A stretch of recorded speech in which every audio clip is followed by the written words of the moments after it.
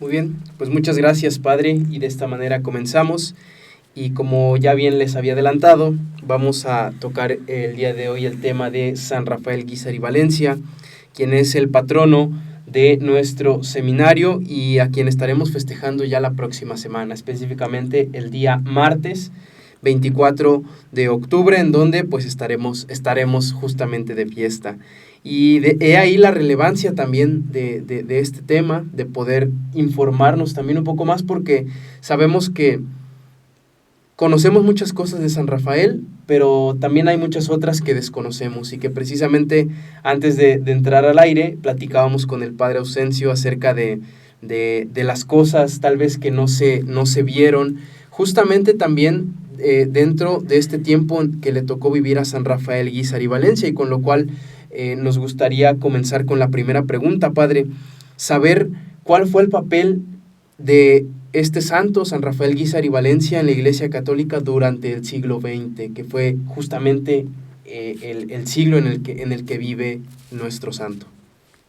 Creo que esta es una pregunta interesante, a la vez muy compleja, porque siempre lo he mencionado en las aulas, cuando tengo la oportunidad de estar en las clases, que la historia pues no es una ciencia que se vaya dando de hechos aislados, ¿no? Todos los hechos, los acontecimientos que se dan en la historia, sea historia de la iglesia, sea historia civil, pues no son hechos aislados, todos tienen un origen, una génesis.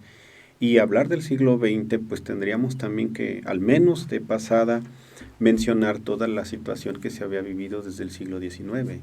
En el siglo XIX se da una fuerte influencia de un separatismo entre iglesia y Estado.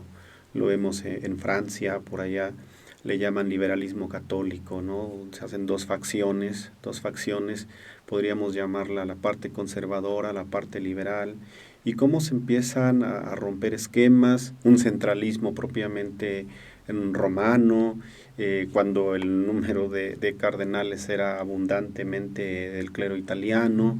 Se da algo que también por allá le llamaban el ultramontanismo, y todas estas situaciones que se van dando en el siglo XIX. Tenemos, por ejemplo, también el Concilio Vaticano I de 1869, y cómo todo eso pues tiene una influencia para el siglo venidero, que ya estaba a la puerta, que es el siglo XX.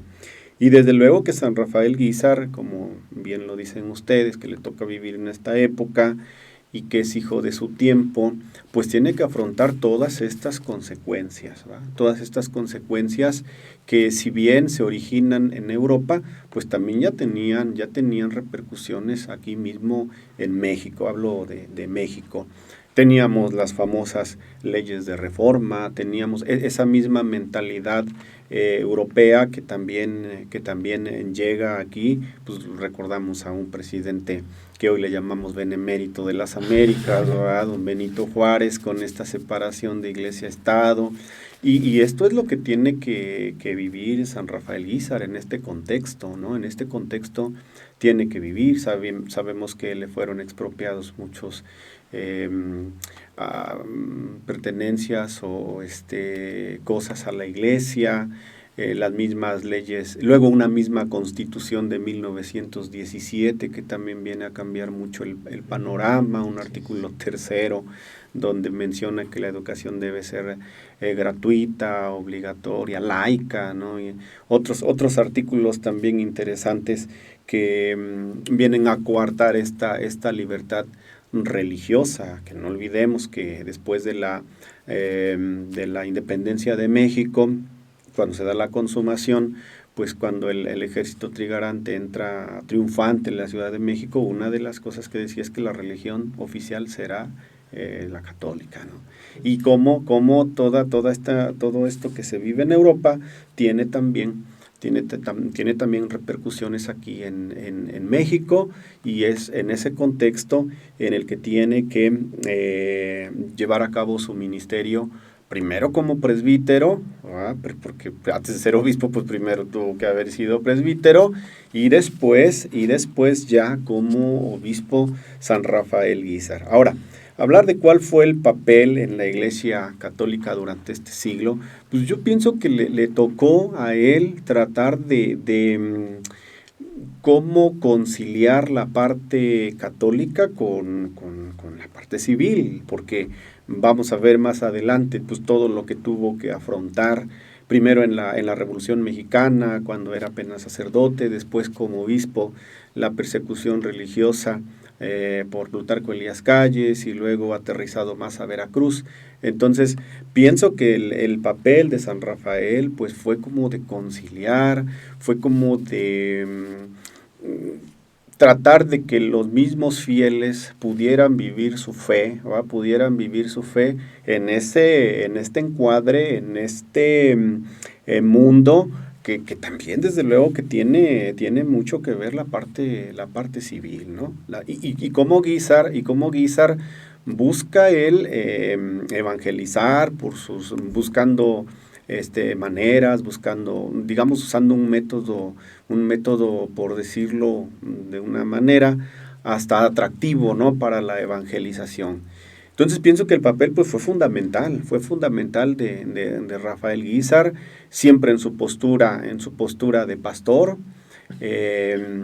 Y llama mucho la atención, aunque después seguramente lo vamos a mencionar, cómo cuando se lleva a cabo la persecución religiosa, pues él se mantiene en la postura de que a la violencia nunca se le va a combatir con violencia, ¿no? Él siempre se mantiene en la paz.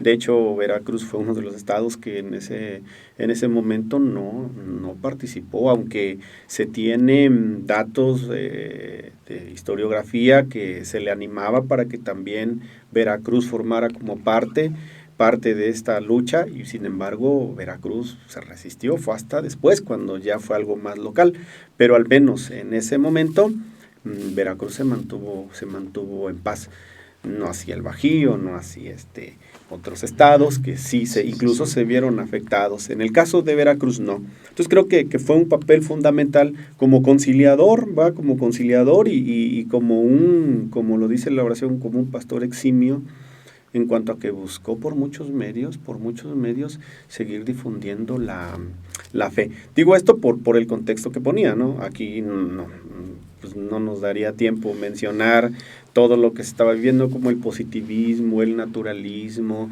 el mismo dogma de la Asunción de María, ¿va? De 1865, pues donde se proclama que María, después de su peregrinar en este mundo, es asunta al cielo, precisamente por todo el contexto que se da del naturalismo, del positivismo, donde la fe parecía que venía siendo mermada, venía menos, y es en este contexto en el que le toca a San Rafael Guízar desarrollar su ministerio. Les vuelvo a repetir, primero como presbítero y después como obispo. Entonces, no fue nada fácil, claro. La labor que tuvo, sin embargo, un papel que siento, desde luego, con la gracia de Dios, que supo realizar muy bien, ¿no? Y que hasta el día de hoy sigue la huella de San Rafael Guízar.